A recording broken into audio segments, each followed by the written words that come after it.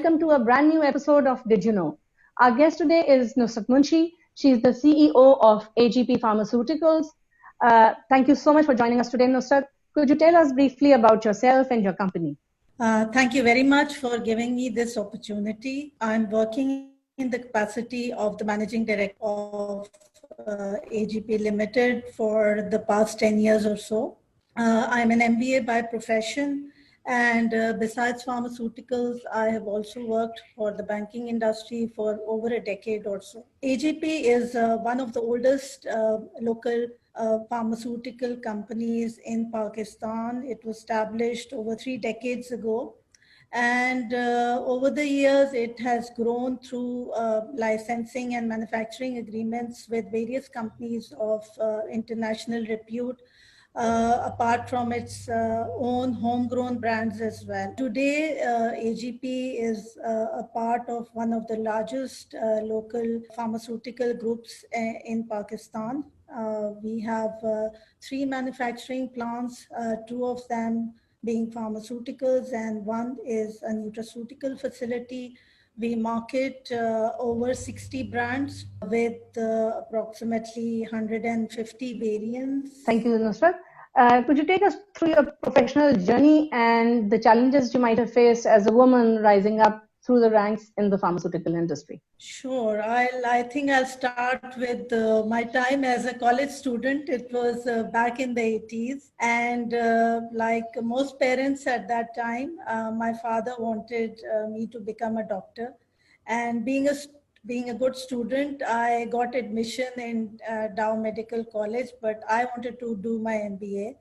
And with a lot of persuasion, he reluctantly allowed me to join Institute of Business Administration. And after completing my BB honors and MBA, I started my career with the banking industry. I did almost a decade in corporate treasury and credit.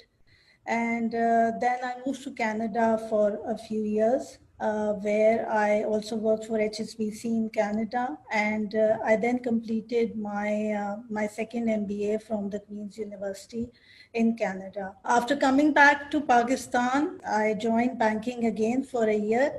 But then I made a radical change. In 2007, I decided to shift to the pharmaceutical industry. The reason for doing so that I thought I had hit a plateau and I was not learning anything new. So I started off at AGP as the head of finance.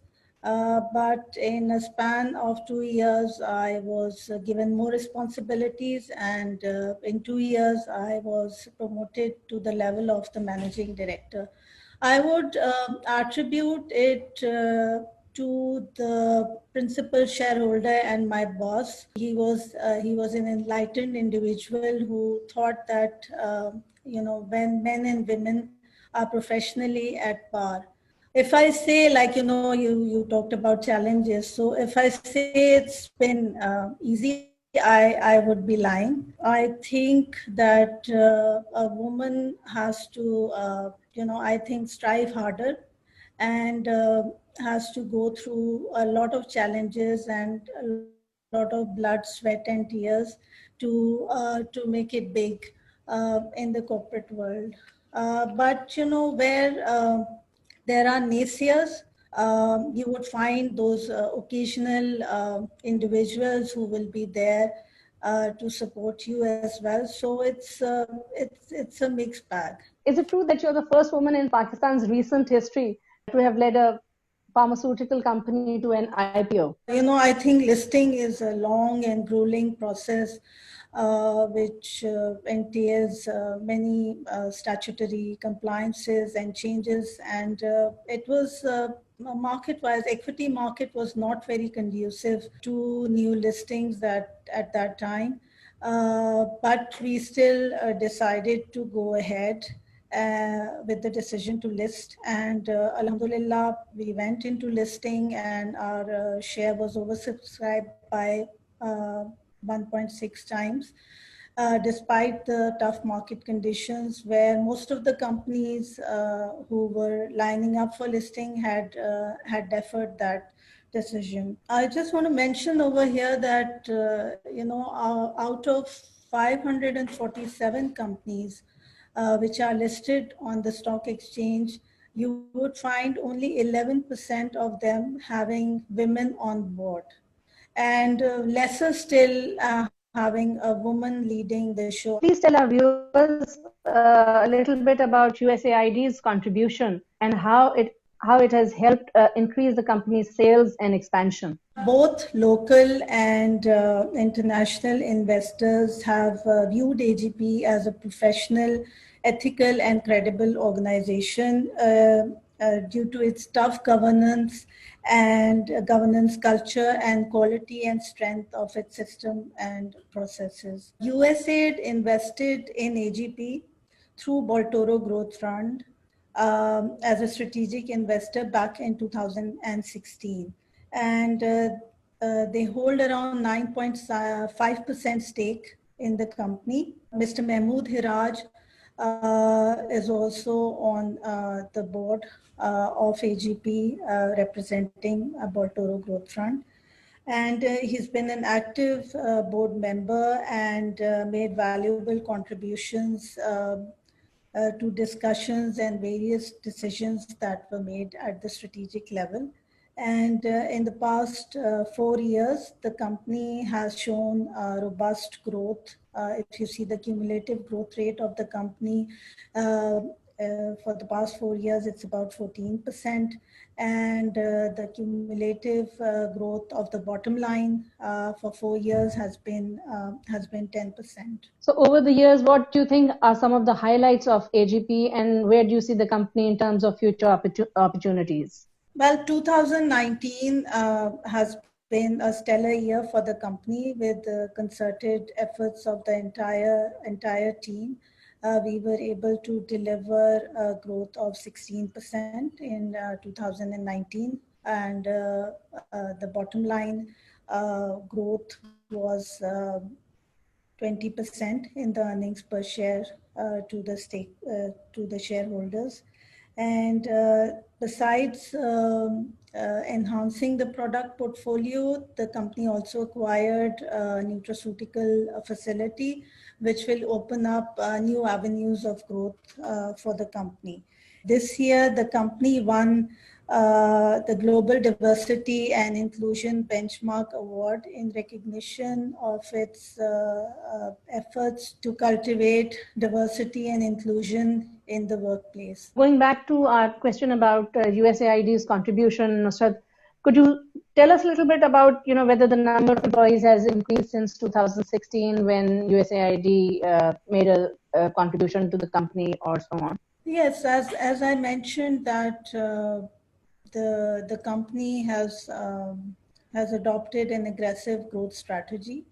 So the workforce of the company has increased significantly. So if you see in the past 4 years or so, I would say the staff strength has increased by about 30%. Baltoro Growth Fund having 50% stake from USAID has always been a supporter of women-centric initiatives. And if you visit our manufacturing facilities, you would find that about 50% of our workforce is women in the plant. In managerial positions, it's less than what I would like it to be, but we are trying. On an overall basis, about 13% of our workforce is women. So speaking about women, and considering the challenging times we are going through, how has the company dealt with the challenges posed by COVID-19, especially in terms of facilitating the women employees? We take pride in the fact that the company operated throughout the thick and thin of this pandemic. We were not closed even for a single day in order to ensure continuous supply of our medicines to the patients. And but of course, it would never have been possible without the relentless dedication and efforts of our employees. At a company level, we assumed the responsibility of providing a safe environment to the staff, and there were several steps that we took to ensure that. There was sanitization and temperature check at the entrance. Apart from that, we provided masks, gloves to all the employees on a daily basis. And the office and factory area was sanitized twice a week. Attendance recording was changed from hand punch to face sensor machines. The entire staff was tested for COVID-19 in the month of April. And then onwards, we did 5% test check on a sample basis on a continuous weekly basis. Apart from that, we also operated extra shifts in the company to ensure social distancing and to ensure smooth and safe mobility of our staff. We extended transport facility to our male staff workers, and our female staff workers, I just want to mention, we provide them even before COVID time. A woman worker, when she goes out to work, there are two things she's looking for. I think it's a safe working environment, safe transportation as well. That's a primary concern for the women as well. In terms of harassment, we have a zero tolerance policy. So, you know, we strictly enforce that. Thank you, Nusrat. And with all the focus on health and healthcare right now, what is your company doing to combat the menace of counterfeit medicines? As a conscientious pharmaceutical company, we are committed to providing people with access to quality medicines. In Pakistan, unfortunately, the counterfeit prevalence rate is as high as 45% based on a study conducted by WHO. So to combat this menace, we implemented a 2D barcode on all of AGP's medicinal products last year. I think that's a step towards fighting this menace. And is your company doing something for the environment as well in terms of the measures that you've taken? AGP is consciously aware of its environmental responsibility, and to this, we are in the process of installing solar panels on all three of the manufacturing plants at AGP. This project will be completed in the year 2020.